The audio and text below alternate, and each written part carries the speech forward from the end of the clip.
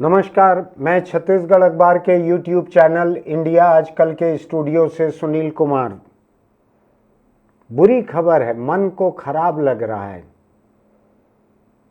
मैं बहुत छोटा था, इतना छोटा कि अकेले कहीं नहीं जाता था तो भी पिता का हाथ पकड़कर जहां मेरा घर था वहां से 2 किलोमीटर करीब पर गौशाला थी। राजधानी रायपुर की उस वक्त की, ये राजधानी नहीं बनी थी लेकिन रायपुर शहर की उस वक्त की सबसे बड़ी गौशाला। अब तो बाद में कॉम्प्लेक्स वगैरह सब बन गया। वहाँ गाय वगैरह के नाम पे संस्था थी, ज़मीन थी दानदाताओं की दी हुई। अब बड़ी बड़ी इमारतें बनकर उससे कमाई होती है, गाय पर कौन उतना खर्च करे। लेकिन उस वक्त मुझको याद है, मैं एक डिब्बा लेकर जाता था दूध लेने के लिए। पहले पिता के साथ जाता था, फिर कुछ बड़ा हुआ था, अकेला जाने लायक, तब खुद जाता था। देखता था मैं गायों को, रोज देखता था, उनको चारा भूसी दिया जा रहा है वो देखता था। कतार में लगकर प्लास्टिक का टोकन देकर दूध लेता था, घर आता था। और बचपन से ही मैं गाय का दूध पीकर बड़ा हुआ, तो मेरे मन में एक खास लगाव है गाय के लिए। मेरे मन में किसी हिंदुत्ववादी संगठन वाला गाय का लगाव नहीं है। मैं गाय को माँ मानना और गौ माता और गाय को बचाने के लिए झंडा डंडा लेके प्रदर्शन करना, उस दर्जे का, उस किस्म का मेरा लगाव नहीं है। लेकिन गाय से मेरा लगाव है। मेरा मानना है कि माँ के दूध के अलावा महज गाय का दूध पीकर मैं बड़ा हुआ, तो गाय को मैं एक दूसरे तरह से, दूसरे अर्थ में माता मानता हूँ। जैसे आपको पता नहीं हो तो मैं बतला दूं कि मुस्लिमों में जो सबसे पक्का रिश्ता माना जाता है वो दूध का रिश्ता रहता है। कि चाहे सगे भाई बहन न रहें, चाहे किसी महिला ने किसी अड़ोस पड़ोस मोहल्ले के कहीं अस्पताल के बीमार बच्चे को अपना दूध पिलाया हो, तो वैसे बच्चे का और उस महिला के दूसरे बच्चों का इनकी शादी नहीं हो सकती आपस में। दूध का रिश्ता इतना मजबूत माना जाता है मुस्लिमों में। मुझको ध्यान है कि मैं यूरोप में एक फिल्म फेस्टिवल में गया था, जर्मनी में। वहाँ पर एक अफ्रीकी देश से एक फिल्म आई थी जिसमें गाय पालने वाले लोग जो हैं उनके ऊपर डॉक्यूमेंट्री बनी थी। उनको स्विट्जरलैंड में एक डेयरी प्लांट दिखाने ले गए जहाँ चॉकलेट बनती थी, चीज़ बनती थी, जहाँ मक्खन बनता था, 100 तरह की चीज़ें दूध से बनती थीं। वहाँ वो देखते हैं जाके, फिर उनसे बातचीत होती है गाय के बारे में। बड़ी खूबसूरत फिल्म थी, मुझको अभी नाम उसका याद नहीं है। अफ्रीकी मुस्लिम आदिवासी वो गाय को अपनी बहन मानते हैं। इधर जैसे हमारे यहाँ बहुत सारे लोग माँ मानते हैं। कैसे ये औलाद कैसी है, बेटे कैसे हैं, मैं भी बतलाता हूँ आपको जरा देर में। तो वहाँ पे गाय को बहन मानते हैं। जब तक दूध देती है ठीक है, उसके बाद उसको काट के खा जाते हैं। लेकिन जब तक जिंदा रहती है, जब तक दूध देती है, उसको खूब अच्छे से रखते हैं, खूब अच्छे से रखते हैं।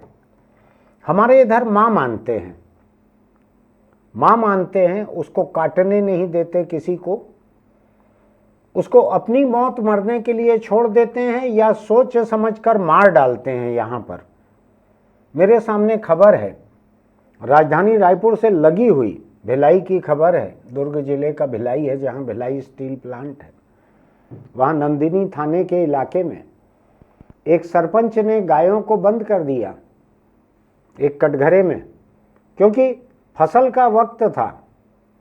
आवारा पशु जो हैं, जिसमें गाय भी है और भी पशु हो सकते हैं, ये लोग जाकर फसल को खा जाएं, फसल बर्बाद करें, तो सरपंच ने सबको बंद कर दिया, बस बंद कर दिया। उसके लिए माँ वहीं तक थी जब तक उसने बंद कर दिया। बिना खाने के, बिना पानी के, बिना चारे के 1.5 दर्जन गायें, शायद और ज़्यादा भी हैं, मर गईं। उनकी लाशों को कुत्ते खा रहे हैं। आप अगर अभी खाना खाने वाले हों तो मत सुनिएगा इस बात को, थोड़ा बाद में सुनिएगा। जिस गाय का दूध पीकर हमारे आपके सब के घरों के बच्चे बड़े होते हैं, जिस गाय को हिंदुत्ववादी संगठन माँ मानते हैं, जगह जगह महाराष्ट्र में अभी कल मुख्यमंत्री ने, नए मुख्यमंत्री बनते ही एक कानून पास किया। 2 दिन पहले असम में वहाँ के मुख्यमंत्री ने कानून पास किया या आदेश निकाला। गाय को बचाने के लिए 100 किस्म से आदेश निकाले जा रहे हैं अलग अलग भाजपा के प्रदेशों में। केंद्र सरकार पे भी दबाव है कि पूरे देश में गाय काटने पर रोक लगाई जाए। ये एक अलग बात है कि भाजपा अरुणाचल में, गोवा में, केरल में वहाँ रोक नहीं लगाती, रोक की बात नहीं करती वहाँ, क्योंकि अधिकतर आबादी खाती है बीफ, तो वहाँ बात नहीं करती। मुझको अगर सही ध्यान पड़ रहा है तो अरुणाचल से आने वाले एक केंद्रीय मंत्री ने कहा था कि मैं खाता हूँ, बीफ खाता हूँ, मैं बंद नहीं करूँगा, ऐसा कुछ उन्होंने कैमरे के सामने कहा था। आप मंत्री जी को देखते हैं पार्लियामेंट में रोज। गोवा और केरल में भी भाजपा ने इसी तरह का वायदा किया था कि यहाँ बीफ पे कोई रोक नहीं लगाई जाएगी। अलग अलग राज्यों की अलग अलग संस्कृति है। बंगाल में भी बीफ खाया जाता है, बहुत सारे राज्यों में, दक्षिण के कई राज्यों में खाया जाता है। मैं नहीं खाता हूँ, मैं बीफ खाने की वकालत नहीं करता हूँ, लेकिन मैं बकरी, बकरा, मुर्गी, मछली कुछ भी खाने की वकालत नहीं करता हूँ, तो मैं थोड़ा अलग तरह का हूँ। मेरा मांस को या मांसाहार से दूर रहना ये किसी धर्म पे आधारित नहीं है, ये मेरी अपनी भावनाओं पर आधारित है, मेरे अपने सिद्धांतों पर आधारित है। लेकिन जब गाय मर रही हैं, थोक में मर रही हैं, भूख और प्यास से 1.5 दर्जन गाय एक जगह, अभी खबर आई है कि भिलाई में ही एक दूसरी जगह और मरी हैं ऐसे ही, किसी कटघरे में, बाड़े में, किसी कमरे में बंद करके रख दिया, वहाँ भी मरी हैं 10 गाय, ऐसी खबर है। सब ये भिलाई जो शहरी इलाका है वहाँ की बात कह रहा हूँ मैं, ये जंगल में, बियाबान जंगल में नहीं है कि गाय मर गई कोई देख नहीं पाया। वीडियो देखते नहीं बन रहे हैं, कुत्ते खा रहे हैं मरी हुई गायों को, लाशें पड़ी हुई हैं, हड्डियां निकल गई हैं भूख और प्यास से। ये माँ है, ये बहुत सारे लोगों की माँ है। इसको बचाने के लिए अगर कोई पशु कारोबारी भैंस को भी ले जा रहे हैं ट्रक में तो उनको भी पीट पीट कर मारना इस माता के लड़कों का, बेटों का, उनका हक है, करते हैं वो। आपको याद है ना घटना, जगह जगह देश में जगह जगह करते हैं। लेकिन माँ का क्या हाल है? माँ के नाम पे मार डालते हैं दूसरों को। माँ का क्या हाल करते हैं? माँ का हाल ये है, मैं बतलाऊं आपको, ये नया हाल नहीं है। इस सरकार को भी 1 साल पूरा नहीं हुआ है, ये जगह जगह ऐसी मौतें हो रही हैं, लेकिन ये नया हाल नहीं है। ये पिछली कांग्रेस सरकार के दौरान भी कम या अधिक हद तक हुआ। उस वक्त गौठान वगैरह बनाए गए थे तो थोड़ा गायों का भूखा मरना कम हुआ। उस समय गोबर खरीदा जाता था, गोमूत्र खरीदा जाता था, गोबर की खाद बनवा के खरीदा जाता था, जितना भी भ्रष्टाचार रहता होगा। लेकिन गाय से जुड़ी हुई जो ग्रामीण अर्थव्यवस्था थी वो कुछ हद तक पिछली सरकार में चल रही थी, भूपेश बघेल की कांग्रेस सरकार में। जो कि गाय के ऐसे हिंदुत्ववादी बेटे नहीं थे भूपेश बघेल, उनका हिंदुत्व एक अलग था, लेकिन गाय को उन्होंने ग्रामीण अर्थव्यवस्था से जोड़ कर रखा था। जितना भी भ्रष्टाचार हुआ, मैं उनको कोई ईमानदारी का सर्टिफिकेट देने खड़ा नहीं हुआ हूँ, न मेरे पास भ्रष्टाचार के गांव गांव में बिखरे हुए कोई ऐसे सबूत हैं। उस वक्त गांवों की महिला समितियों को गोबर का पैसा जाता था, गोमूत्र खरीदा जाता था, खाद बनता था, या गोबर ही बेच देते थे, कुछ न कुछ होता था। गाय को लेकर, गोवंश को लेकर एक ग्रामीण अर्थव्यवस्था उस समय चल रही थी। लेकिन उसके पहले की मैं रमन सिंह सरकार की बात करूं, मुझको बहुत अच्छे से याद है। जो लोग गौ सेवा आयोग से जुड़ी हुई गौशालाएं चलाते थे, सरकार से अनुदान लेते थे, उस समय थोक में गायें वहां पर भूख प्यास से हड्डी हड्डी होकर थोक में मरती हुई मिली थी। यही इलाका था, दुर्ग है, कवर्धा है, नांदगांव है, यही इलाका दुर्ग संभाग का इलाका था। पता नहीं क्या है यहाँ पर। पता नहीं क्या है, जो गौ भक्त हैं उनको यहाँ जाकर बचाना चाहिए। तुम्हारी माँ भूख और प्यास से मर रही है, उसकी लाश को कुत्ते खा रहे हैं। कुछ अंदाज है गाय के बेटों कि भूख से मरते हुए, प्यास से मरते हुए वो कितनी छटपटाई होगी। तुम उसको बचाने के बजाय तुम पशु व्यापारियों को मार रहे हो किसी और वजह से, धर्म की वजह से। मैं अभी बहुत ज़्यादा भटकना नहीं चाहता हूँ, इसलिए उस बात को छोड़ रहा हूँ मैं। तुम 60-60 किलोमीटर तक ट्रक का पीछा करके उसको पकड़ सकते हो, बड़ी बड़ी गाड़ियों में मार सकते हो लोगों को, पुल से कूद के मजबूर करते हो मरने के लिए, या खुद ही फेंका था, जो भी था। लेकिन थोक में गाय मर रही है, इधर झांकने की फुर्सत नहीं है। और गाय, मैं बताऊं आपको, इंसान के मुकाबले भूखी प्यासी ज्यादा जिंदा रह लेती है, शायद ज्यादा जिंदा रह लेती है। अगर गाय कहीं पे मर रही है तो आप जान लीजिए कि 4 दिन 6 दिन उसको पानी नहीं मिला, खाना नहीं मिला, तब इस तरह से हड्डी हड्डी होकर, कंकाल होकर वो मरी और कुत्ते खा रहे हैं उसको। मैं नहीं जानता कि जो लोग माँ मानते हैं उनकी भावनाएं इससे आहत हो रही हैं कि नहीं, मैं नहीं जानता। एक सरपंच जो है, सरपंच, मुझको नहीं लगता कि वहाँ पर कोई ऐसे धर्म का कोई सरपंच रहा होगा सोच समझ के गाय को मारने की तोहमत भी उसके ऊपर लगाई जा सके। जगह जगह कहीं पे कोई गौठान समिति है, कहीं कुछ है। सरकार ने अभी 2 या 3 दिन पहले ही छत्तीसगढ़ की विष्णुदेव साय मुख्यमंत्री की भाजपा सरकार ने गौशालाओं में प्रति गाय प्रतिदिन 25 रुपए का जो चारा भत्ता है उसको बढ़ाकर 35 रुपया किया है। 25 रुपए प्रति गाय चारा भत्ता को बढ़ाकर 35 रुपया किया है। अगर 25 रुपये का चारा भी अगर एक गाय को मिलते रहता तो भी कोई गाय भूखी नहीं मरती। और मेरा तो ये कहना है कि जब हिंदू बहुल प्रदेश है ये, शायद 95% आबादी यहाँ की आदिवासी या हिंदू है, तो ऐसे में गाय के मरने की नौबत क्यों आनी चाहिए। मुझको तो मेरे घर पे याद है, हम लोग तो गौ भक्त गौ सेवक नहीं थे, लेकिन मेरी माँ जब खाना बनाती थी तो तवे के ऊपर पहली रोटी गाय के लिए निकलती थी या आखिरी की रोटी गाय के लिए निकलती थी। पहली रोटी शायद जलती थी या तवे का कुछ कालिख लगती थी, तो पहली रोटी कुत्ते की, आखिरी रोटी गाय की जो थोड़ी साफ सुथरी रहे, कुछ ऐसा था। दोनों के लिए एक एक रोटी हर वक्त जब रोटी बनती थी तो निकलती थी। हम लोग गौ भक्त नहीं थे, हम लोग साधारण इंसान थे। हमारे पास कोई गाय को बचाने का झंडा डंडा नहीं था। हम उसको माँ वगैरह भी नहीं मानते थे, हम उसको गाय मानते थे, उसको गाय मानते थे। और मेरी माँ जो है वो उसके लिए हर बार रोटी बनाती थी, तो मुझको याद है 2 रोटी बनती थी, एक कुत्ते की एक गाय की। आज जो लोग गौ भक्त हैं, जो उसको माँ मानते हैं, कुछ राष्ट्र माता उसको घोषित करने की बात चल रही है। महाराष्ट्र में उसको राज्य माता बना दिया गया है। छत्तीसगढ़ सहित कई जगहों पर मांग चल रही है कि उसको राज्य माता, राष्ट्र माता बनाया जाए।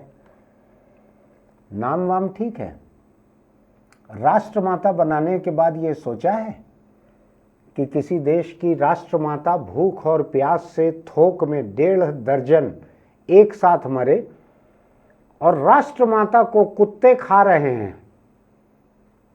ये कैसा लगेगा समाचार? अच्छा लगेगा सुनने में? धार्मिक भावना छोड़ दो, जब राष्ट्र माता बना दोगे तो पूरे राष्ट्र की इज्जत उसके साथ जुड़ जाएगी। राज्य माता बना दोगे तो राज्य की इज्जत जुड़ जाएगी। चलो राज्य ही बना दो, तो तुम्हारी राज्य माता को कुत्ते खा रहे हैं नोच नोच के, क्योंकि वो भूख प्यास से मर गई है। मैं कुत्तों को तोहमत नहीं देता, कुत्ता तो कुत्ता है। कुत्ता थोड़ी उसको लाके चारा दे सकता था, कुत्ता थोड़ी सरकार से पैसा लेता है प्रति गाय प्रतिदिन 20 रुपया, अब 35 रुपया, और उसको खुद खा जाता है। रमन सिंह के समय बहुत सारे गौशाला चलाने वाले कमेटियों के लोग जो हैं, उनमें से पकड़ाए थे लोग जो अनुदान ले रहे थे लगातार सरकार से, वो गाय भूखी मर रही थी। इंसान जो हैं गाय के नाम पर सरकार से मिलने वाले अनुदान से सांड हो गए, खा खा कर। भ्रष्ट पैसों से इंसान सांड हो गए, गाय भूखी मर गई। थोक में हुआ था रमन सिंह के कार्यकाल में, आपको याद होगा, बहुत पुरानी बात नहीं है। आज फिर हो रहा है, अभी फिर भाजपा की सरकार है यहाँ पे।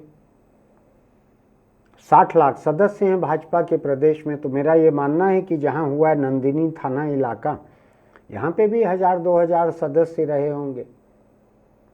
कुछ गौ सेवकों ने जाके ये पता लगाया, देखा, तो गौ सेवकों ने जो कहा है, मैं नहीं कह रहा हूँ, गौ सेवकों ने कहा है, चारों तरफ गायों के अंग फैले हुए थे।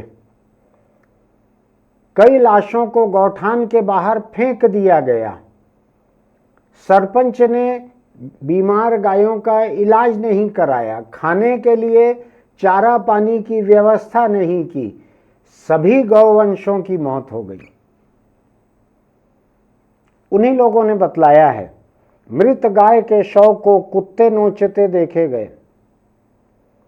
सरपंच ने फसल बचाने के लिए 15 दिन पहले करीब 40 आवारा मवेशियों को गौठान में बंद कर दिया था, उन्हें चारा पानी नहीं दिया गया। अब हंगामा हो रहा है, सरपंच के ऊपर एफआईआर दर्ज करने की मांग हो रही है। ऐसा भिलाई में 1-2 जगह और भी हुआ है। क्या गाय को किसी दर्जे की जरूरत है? राष्ट्रमाता की, राज्य माता की दर्जे की जरूरत है? क्या गाय को ऐसे कानून की जरूरत है कि उसका कारोबार कोई करेगा तो उसको मार डालेंगे, उसको फांसी चढ़ा देंगे, उसको पीटेंगे, उसको मरने पे मजबूर करेंगे? क्या चाहिए गाय को? गाय की पहली जरूरत है पानी, दूसरी जरूरत है चारा।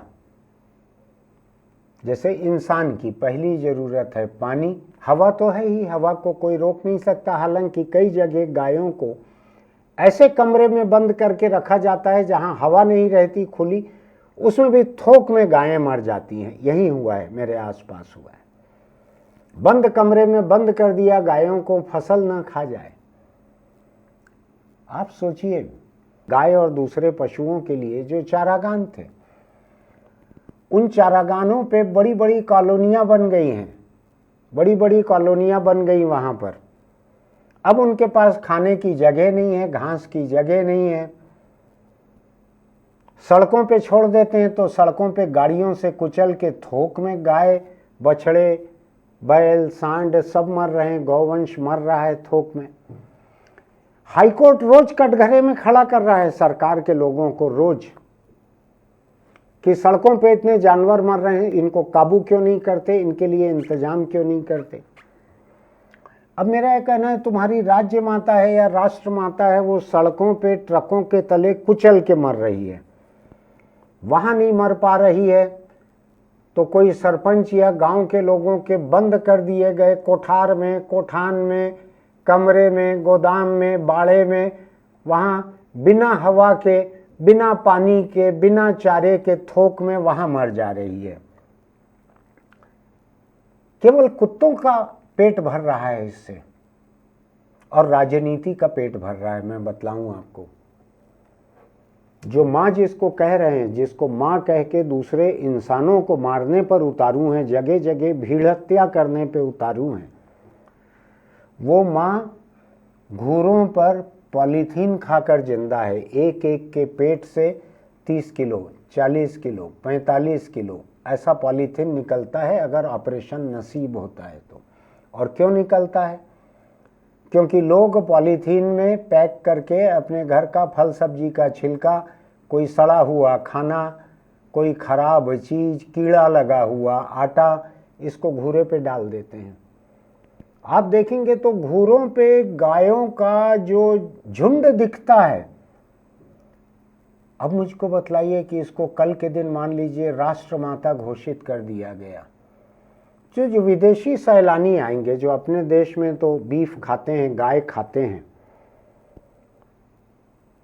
जो बाहर से आने वाले गो मांस खाने वाले जो लोग रहेंगे उनको यहाँ की गाय को देख के कैसा लगेगा कि तुम यहाँ बीफ बिकने तो नहीं दे रहे हो, गो मांस बिकने तो नहीं दे रहे हो, होटल में मिल नहीं रहा है हमको, लेकिन जिसको बचाने का तुम दावा कर रहे हो वो जिंदा कैसे रह रही है? वो घूरा खा के जिंदा है।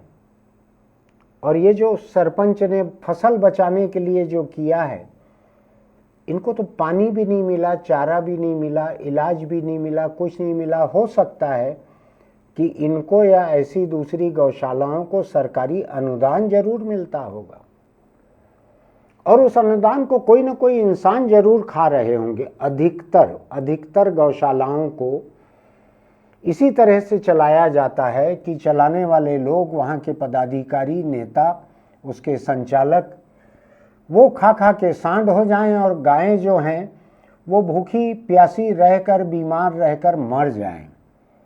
मरने के बाद तो लंबे समय तक उनके नाम का पैसा पूरा का पूरा बच जाता है। जिंदा रहने में तो हो सकता है थोड़ा सा चारा दिया भी जाता हो। क्या किया जाए? मेरा मानना है कि गाय को बचाना भावनाओं से नहीं हो सकता। मैं तो पक्ष में हूं गाय को बचाने के। मैं बकरी, मुर्गी, मछली को भी बचाने के पक्ष में हूं, जिनका दूध मैंने नहीं पिया है, अंडा नहीं खाया है, लेकिन मैं गाय को बचाने के पक्ष में तो हूं ही।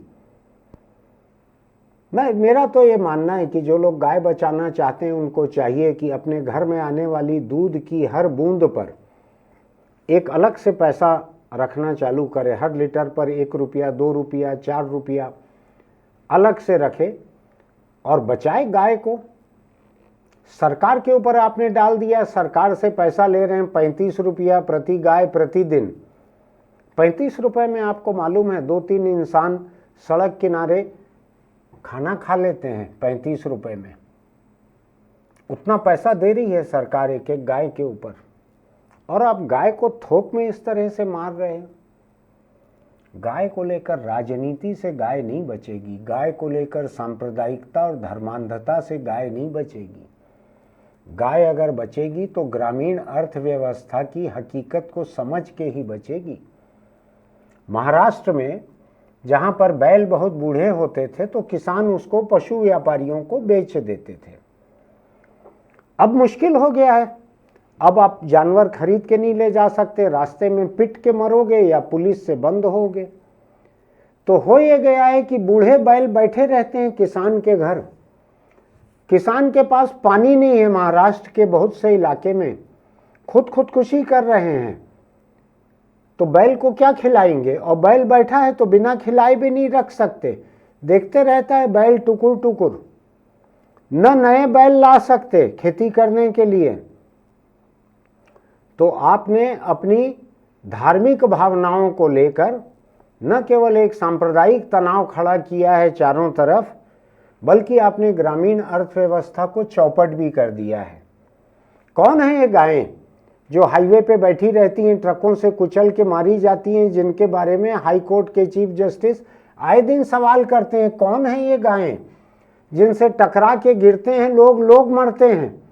मुझको तो जो पता लगा है, अगर सच है खबर, तो छत्तीसगढ़ की राजधानी रायपुर में ऐसा टकरा के मरने वाले एक आदमी पे जुर्म दर्ज हो गया कि उसने गाय को जख्मी कर दिया, गाय को या भैंस को। ये सोचने की जरूरत है कि क्या आप अपनी भावनाओं से किसी को जिंदा रख सकोगे, या एक ग्रामीण अर्थव्यवस्था की हकीकत को जानते हुए, मानते हुए, हकीकत को मानना पड़ेगा, आप गाय को जिंदा रख सकोगे जब तक भी रख सको। अरे पूरी जिंदगी वो घूरों पे रहे, पूरी जिंदगी वो सड़कों पे कुचल के मरे, पूरी जिंदगी खेतों को बचाने के लिए उसको बाड़ों में बंद करके मार दिया जाए गाय को, उससे तो अच्छा है कि जब तक दूध दे उसको अच्छे से खिलाओ पिलाओ, पेट भर खाए, उसके बाद उसका जो होना है होगा। ये मौत, इस मौत से तो मुझको लगता है कि दूसरी जो मौत रहती है वो इससे तो बेहतर है। गाय को अगर आप मारना चाहते हो, जैसा कि हिंदुस्तान बीफ एक्सपोर्ट में दुनिया में दूसरे नंबर का देश बन गया है, सबसे आगे है बीफ एक्सपोर्ट में, दूसरे नंबर पे आ गया है, पिंक डॉलर कहते हैं गोश्त से मिलने वाले डॉलर को। इतना आगे बढ़ चुका है। थोड़ा देखिएगा बीफ एक्सपोर्ट करने वाली कौन कौन सी कंपनियां हैं, सबके मुस्लिम नाम हैं और अधिकतर के हिंदू मालिक हैं। क्यों ऐसा रखा है मुझको समझ नहीं आया। मैंने कभी राम भरोसे हिंदू होटल को, विख्यात होटल था मेरे शहर के पास का राम भरोसे हिंदू होटल, मैंने कभी उसके मालिक को किसी मुस्लिम, ईसाई, बौद्ध नाम पर नहीं देखा। होटल का नाम रखते हुए हिंदू ही नाम रखा था। बीफ एक्सपोर्ट करने वाली कंपनियां क्यों ऐसा नाम रखती हैं, मुस्लिम नाम, मालिक हिंदू हैं, क्यों करती है मुझको नहीं मालूम। तो जमीनी हकीकत को समझना पड़ेगा अगर गाय को बचाना है तो, वरना सरकारी खजाने से एक एक गाय के लिए 35 रुपया रोज निकलेगा। गौशाला चलाने वाले लोग सांड बनते जाएंगे और गायें जो हैं भूख प्यास से थोक में ऐसे ही मरते जाएंगी। केवल गौशाला चलाने वाले लोगों का पेट भरेगा और कुत्तों का पेट भरेगा, जहाँ पे गायों को खुले में फेंक दिया जा रहा है, लाशों को। ये गौ प्रेम है कि कुत्ता प्रेम है?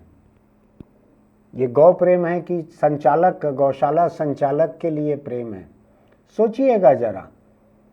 गाय को बचाने के लिए कोई योजना हो तो मैं भी उसमें 100-200 रुपए महीने देने को तैयार हूं। मैंने दूध पिया हुआ है, मैं एहसानमंद हूं गाय का। लेकिन कैसे होगा? योजना क्या है उसकी? आपने सिर्फ कटने से रोक दिया। हम तुझे कटने नहीं देंगे और गौशाला संचालक तुझको खाना नहीं देंगे। ये कोई बात होती है? भूख और प्यास से, किसी बंद कमरे में हवा की कमी से अगर कोई गाय मर रही है, उसकी तकलीफ का अंदाज है? उसी को तुम मां मानते हो? उसी के लिए इतना बवाल खड़ा करते हो? उसी के लिए गौ सेवक, गौ प्रेमी बन जाते हो? उसी के लिए दूसरे लोगों को गौ हत्यारे बना देते हो? तुम क्या कर रहे हो? ये तुम क्या कर रहे हो? थोक में जो मार रहे हो गायों को, बिना चारे और पानी के, बिना हवा के, क्या कर रहे हो तुम? इसी के लिए मां बना रहे हो? इसी के लिए राष्ट्र माता, राज्य माता बनाओगे? गाय को कैसे बचाया जाए इसका मेरे पास कोई समाधान नहीं है। लेकिन जो लोग गाय बचाने के नाम पर गाय को ऐसी बुरी मौत मार रहे हैं, ऐसी बुरी मौत, दूध नहीं मिल रहा है, अब दुधारू नहीं रह गई है, बुजुर्ग हो गई है, बूढ़ी हो गई है, बीमार हो गई है, तब तो जाके अगर दूध देती रहती तो उसको खूब कुछ एक मक्खन मलाई नाम का चारा आता है कहते हैं, जिससे गाय का दूध बहुत गाढ़ा होता है, तो वैसा खिलाए रहते गाय को अगर दूध देती रहती तो। ये बूढ़ी माँ है, ये जैसे घर में बूढ़ी माँ रहती है, खाना नहीं पका सकती, कपड़ा नहीं धो सकती, घर का पोंछा नहीं लगा सकती, लेकिन अपनी माँ का सम्मान अभी भी कुछ लोग कर लेते हैं। गाय के बारे में सोचो। अगर माँ मानते हो, राज्य माता, राष्ट्र माता, खुद की माता, तो सोचो उसको बचाने के बारे में। अगर कोई ठोस योजना बनेगी, 1-2 साल चला लोगे, तो मैं 100-200 रुपये महीने का चंदा आके मैं खुद देने लगूंगा, ट्रांसफ़र करने लगूंगा। आजकल QR कोड से करना सीख लिया है मैंने। लेकिन इसको सोच के देखो, 2 दिन रह के देखना बिना खाने के और बिना पानी के कैसी हालत होती है, और सोच के देखना कि 10 दिन 15 दिन तक गाय की ऐसी हालत हुई, जर्जर कंकाल होकर मर गई, केवल कुत्तों के खाने लायक बची है। आपको मेरी ये बातें अच्छी तो मैं नहीं कह सकता, आपको मेरी ये बातें अगर कुछ सोचने को मजबूर करती हैं तो आप हमारे YouTube चैनल इंडिया आजकल को सब्सक्राइब कीजिएगा, नोटिफिकेशन की बटन दबाइएगा, लाइक कीजिएगा, क्योंकि अगर आपको ये ज़रूरी लग रही हैं ये बातें तो लाइक कीजिएगा। कमेंट बॉक्स में लिखिएगा मैंने कुछ सही कहा है, गलत कहा है, इस मुद्दे पर आपका क्या कहना है, मुझसे परे क्या आपके पास कोई समाधान है। चलते चलते एक छोटी सी सलाह, अगर आप दोपहियों पर चलते हैं, क्योंकि गाय की और पशुओं की बात चल रही है, सड़कों पे बहुत सारे लोग टकरा के मर रहे हैं, अगर आप दोपहियों पर चलते हैं तो हेलमेट लगा कर रखिए, चाहे आप चलाएं चाहे पीछे बैठें, कानून भी यही कहता है। छत्तीसगढ़ के मुख्यमंत्री विष्णुदेव साय की अगुवाई में अभी एक बैठक हुई सड़क सुरक्षा के, उसमें मुख्यमंत्री ने कहा है कि हेलमेट और सीट बेल्ट के नियम कड़ाई से लागू किए जाएं। पता नहीं कौन से प्रदेश में अफसर उनकी बात सुन रहे हैं, मुझको यहाँ छत्तीसगढ़ में तो सुनते नहीं दिखाई पड़ रहे हैं। तो कम से कम आप हेलमेट लगाकर चलिए, दोपहियों पर चल रहे हैं तो अगर कोई हादसा होगा तो आपकी जान बचने की एक संभावना उसमें रहेगी। अगर हेलमेट नहीं लगाया है, उस नीचे उसका बेल्ट नहीं लगाया है, तो किसी हादसे की हालत में आपके घर जब आपको ले जाया जाएगा तो हो सकता है आपका सिर तरबूज की तरह टुकड़ा टुकड़ा मिले। अच्छा नहीं लगेगा घर वालों को। अपने घर वालों पे रहम कीजिए, उनका ख्याल रखिए, जिंदा घर लौटिए, हेलमेट लगाकर ही दोपहिए पर चलिए। फिर मिलेंगे।